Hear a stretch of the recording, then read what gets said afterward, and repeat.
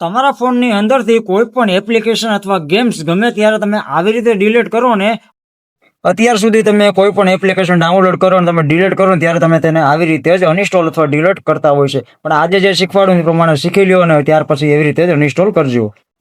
Delete કરો ને અથવા તો અનઇન્સ્ટોલ કરો ને ત્યારે એનો ડેટા છે ને તમારા ફોનમાં રહી જતો હોય છે. પરંતુ આજે હું તમને એક એવી ટ્રીક જણાવીશ ને જેના દ્વારાથી તમે તમારા ફોનમાંથી કાયમી માટે કોઈ પણ જે એપ્લિકેશનને તમારે અનઇન્સ્ટોલ અથવા તો ડિલીટ કરવી હોય ને તો તેનો ડેટા પણ સાથે સાથે ડિલીટ થઈ જશે અને ભવિષ્યમાં એ એપ્લિકેશન જે થર્ડ પાર્ટી છે એ તમારો ડેટા ક્યારેય પણ એક્સેસ નહીં કરી શકે. તો હમણાં જ હું તમને એ સેટિંગ શીખવાડું એ પ્રમાણે તમારે એ સેટિંગ કરી લેવાનું છે.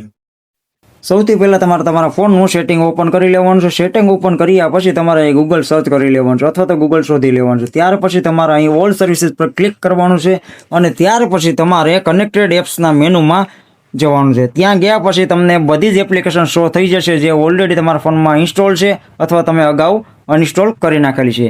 તમારે જે પણ એપ્લિકેશનને અત્યારે ડિલીટ કરવી હોય, કાયમી ધોરણે માટે અનઇન્સ્ટોલ કરવી હોય તે એપ્સ પર જવાનું છે અને ત્યાંનો બધો જ ડેટા એક સાથે તમારે સાફ કરી નાખવાનો છે. જો તમે આવી રીતે કોઈ પણ એપ્સમાં જશો અને ડિલીટ ઓલ કરી દેશો ને એટલે ત્યાંથી આ એપ છે ને તરત જ રિમૂવ થઈ જશે. તો તમે પણ આવી રીતે તમારા ફોનમાંથી ડેટા ડિલીટ કરી શકો છો.